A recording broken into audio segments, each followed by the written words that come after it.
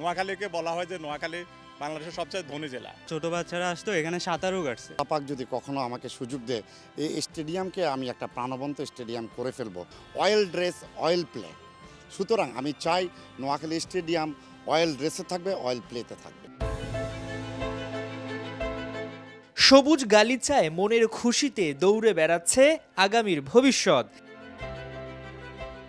গ্যালারিতে ছবি তুলতে ব্যস্ত একদল যুবক। স্বপ্ন যখন সত্য হয় তখন তো এমন পরিবেশ তৈরি হওয়াটাই স্বাভাবিক। কেননা কয়েক মাস আগেও যে নোয়াখালীর এই শহীদ ভুলু স্টেডিয়াম ছিল ডোবা ময়লার ভাগাড়। আগে তো আপনার পুরোপুরি মানে দেখার মতো কোনো অবস্থাই ছিল না, তো এখন তো সংস্কারের পরে এখন একটু জীবন্ত দেখা যাচ্ছে। আগে এমন অবস্থা ছিল যে আপনার পানি, তারপরে চতুর্দিকের পানি আপনার এখানে জমাট হয়ে থাকতো, বাধা, তা আপনার ড্রেন নর্দমা এগুলোর পানি আসলে এটা নষ্ট হয়ে গেছিলো। নোয়াখালীকে বলা হয় যে নোয়াখালী বাংলাদেশের সবচেয়ে ধনী জেলা, কিন্তু সেই হিসাবে আমাদের এই জেলাতে ওই রকমের উন্নয়নের কোনো ছাপ পড়ে নাই। বিগত সরকারের বিমাতা সুলভ আচরণের কারণে সেটা হয় নাই। তো নোয়াখালী স্টেডিয়াম তো আসা যায় যেত না, মাঠের অবস্থা খুবই খারাপ ছিল, কর্দমাক্ত, বর্ষার সময় এক হাঁটু পর্যন্ত পানি থাকে। স্টেডিয়ামের সাধারণত মাঠ থেকে পানি বাইরের দিকে যায়। আমাদের এখানে বাইরে থেকে মাঠ দেখছি, আমি নিজে দেখছি সেপ্টেম্বর অক্টোবরে বাইরে থেকে পানি আসতেছে। কিছুদিন আগেও বলতেছে যে এখানে যে পরিমাণে পানি ছিল, দেখা গেছে ছোট বাচ্চারা আসতো এখানে সাঁতারও কাটছে, এরকম একটা পরিস্থিতি হয়েছে এখানে। মানে কোনো রকম ভালো একটা ফ্যাসিলিটি ছিল না। ইভেন আমাদের এখানে যারা ক্রিকেট খেলতো তাদেরও তেমন একটা ভালো কোনো অপশন ছিল না। যে পরিমাণে ময়লা বা আবর্জনা হইতো, মানে আসার মতো কোনো একটা অবস্থা ছিল না। যাক, এখন মোটামুটি ভালো একটা দিক হয়েছে, ভালো একটা হয়েছে। এই জন্য অবশ্যই বাফুফি বলেন, যেই করছে ওনাদেরকে অবশ্যই ধন্যবাদ দেওয়া প্রযোজ্য আর কি। অনূর্ধ্ব 15 ন্যাশনাল লিগের ফাইনাল রাউন্ড আয়োজনের লক্ষ্যে ঢেলে সাজানো হয়েছে স্টেডিয়ামটিকে। তবে সরকারি কোনো উদ্যোগে নয়, ব্যক্তিগত মোটা অঙ্কের টাকায় মরে যাওয়া স্টেডিয়ামকে প্রাণবন্ত করে তোলেন পর্দার আড়ালে থাকা বাফুফের কার্যনির্বাহী কমিটির সদস্য ও অনূর্ধ্ব 15 লিগ কমিটির চেয়ারম্যান মঞ্জুরুল করিম। দীর্ঘ 15 থেকে 20 বছরে এই শহীদ ভুলু স্টেডিয়ামের একসাথে এত অবকাঠামোগত বা এত সৌন্দর্য উন্নয়ন হয়নি। দীর্ঘদিন পর নোয়াখালীতে একটি স্বাদ রব সম্ভব হয়েছে শুধুমাত্র বিশেষ করে যেখানে মঞ্জুরুল করিম ওনার একক আন্তরিকতার কারণে সম্ভব হয়েছে। আমার দীর্ঘদিনের একটা ইচ্ছা ছিল যে আমি আল্লাহ পাক যদি কখনো আমাকে সুযোগ দেয় এই স্টেডিয়ামকে আমি একটা প্রাণবন্ত স্টেডিয়াম করে ফেলবো। আমি বাংলাদেশ ফুটবল ফেডারেশনের কার্যনির্বাহী সদস্য হওয়ার পরে বাংলাদেশ ফুটবল ফেডারেশনের প্রেসিডেন্ট জনাব তাবিদ আওয়াল সাহেব আমাকে যে দায়িত্ব দিয়েছেন আন্ডার 15 আমি সারা দেশে শেষ করে নোয়াখালীকে চূড়ান্ত পর্বের জন্য শুরু করতে যাচ্ছি। আমার বোর্ড সভায়ও আলোচনা হয়েছে, নোয়াখালী মাঠের অবস্থা ভালো না। আমি 2 মাস সময় নিয়ে আমার নিজের অর্থায়নে আমি সাহস করে এই মাঠটাকে ভঙ্গুর স্টেডিয়ামকে একটা খেলার উপযোগী করে নিয়ে আসার চেষ্টা করেছি মাত্র। এতে যদি দর্শকরা যদি খুশি হয়, এতে যদি নোয়াখালী স্টেডিয়ামের উন্নয়ন হয়, এটাই আমার গর্ব। এই মাঠ আমার মাঠ, এই মাঠ থেকে আমি বড় হওয়া, এই মাঠের মাটি এখনও আমার গায়ে আছে, কাদা আছে।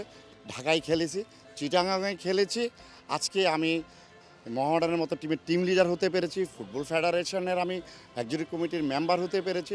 সে দায়বদ্ধ থেকেই কিন্তু এত কিছু করা। নোয়াখালীবাসীর দীর্ঘদিনের আশা পূরণ হচ্ছে। জেলার ঐতিহ্যবাহী স্টেডিয়ামে খেলা ফিরছে।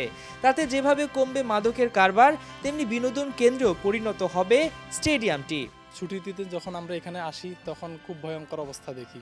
মাঠের অবস্থা কোথাও একদম বালি জমে আছে, অথবা কোথাও উঁচু নিচু, সব দিক মিলে আসলে খুব বাজে অবস্থা ছিল। তো আমি আসলে ঊর্ধ্বতন কর্তৃপক্ষকে আন্তরিকভাবে নোয়াখালীবাসীর পক্ষ থেকে ধন্যবাদ জানাতে চাই। তো দীর্ঘদিন যাবতীয় আমি এত পরিচর্যা দেখিনি, কিন্তু যখনই আজকে আসলাম আর এমনি দেখতেছিলাম বাইরে যে একটা খেলার আয়োজন হচ্ছে, তা আসলে দেখলাম যে যথেষ্ট স্মার্ট লাগতেছে বা মাঠটা পরিচর্যা, আমরা আসলে ফুটবল প্রেমী, আমি নিজেও খেলাই, আমারও ভালো লাগে। তো বাচ্চাকে নিয়ে আসবো, কিন্তু তখন আসার আসলে ওই পরিবেশ ছিল না, বিদায় আসা হয়নি। তো আজকে বললাম যে চলো ঘুরে আসি, ওরা নিয়ে আসলাম। আমার কাছে খুবই ভালো লাগছে, প্রাণবন্ত লাগতেছে যে না আসলে আমাদেরই মাঠ, আমাদেরই সব কিছু আমাদের নিজের মতো লাগতেছে এবং উৎসবমুখর পরিবেশও মনে হচ্ছে। আর মাঠটা আমার কাছে আসলেই যথেষ্ট সুন্দর লাগতেছে। যদি এইভাবে চলমান থাকে তাহলে আমরা বা যারাই আছে কন্টিনিউ এখানে খেলবে বা এখান থেকে ভালো প্লেয়ার আমরা আউটপুট দিতে পারবো। মঞ্জুরুল করিমের অর্ধ কোটি টাকা খরচ হলেও তাতে আক্ষেপ নয়, বরং ফুটবলের উন্নয়নে নিজেকে উজাড় করে দিতে চান, উঠিয়ে আনতে চান ভবিষ্যতের হামজাদের। না, আমি আসলে নোয়াখালী স্টেডিয়ামকে নিয়ে এবং সারা দেশের বাচ্চাদেরকে নিয়ে আমি পূর্বেও কাজ করেছি। আমি মক সুপার কাপেরও আমি আমাদের ম্যাক্স গ্রুপ স্পন্সর ছিল। তো এইসব বাচ্চাদেরকে নিয়ে কাজ করতেই আমি মজা পাই। অবাক হয়ে যাবেন, ফাহিম থেকে শুরু করে আমার 5-6 জন প্লেয়ার কিন্তু আমার জাতীয় দলে স্টিল নাও আছে। তো ওইখান থেকে আমাকে আজকে সেই উৎসাহটা আমাকে দিয়েছে। আশা করি নোয়াখালীর অনেক প্লেয়ার এখান থেকে সৃষ্টি হবে এবং আজকের এই আয়োজনগুলি দেখে তারা আরও উদ্বুদ্ধ হবে। ফুটবলের ভাষায় এক কথা আছে, আমরা যখন খেলেছি আমার যতটুকু মনে পড়ে নাসির হাজাজি সাহেব একটা কথা বলেছিলেন, অয়েল ড্রেস অয়েল প্লে। সুতরাং আমি চাই নোয়াখালী স্টেডিয়াম অয়েল ড্রেসে থাকবে, অয়েল প্লেতে থাকবে না। আমি নির্ভয়ে কাজ করাটা পছন্দ করি। আলহামদুলিল্লাহ আশা করি আমার এখান থেকে অনেক খেলোয়াড় সৃষ্টি হবে, অনেক একাডেমি আছে, তারাও এখানে প্র্যাকটিস করবে। ফুটবল থেকে শুরু করে যে কোনো খেলাধুলায় থাকুক, আমি সেটাই চাই। বাংলাদেশে এরকম অসংখ্য মাঠ রয়েছে, কিন্তু মাঠগুলোকে কাজে লাগানো যাচ্ছে না, অযত্ন অবহেলায় পড়ে আছে, যেগুলোতে অপব্যবহার করা হচ্ছে। যদি একটু ভালো নজর দেয়া হয়, কেউ যদি এগিয়ে আসে, তাহলে ঠিক এই নোয়াখালী স্টেডিয়ামের মতো বাংলাদেশের বাকি মাঠগুলো যথাযথভাবে ব্যবহারযোগ্য হতে পারে। হাসান সজীব, ৭১, শহীদ বুলু স্টেডিয়াম, নোয়াখালী।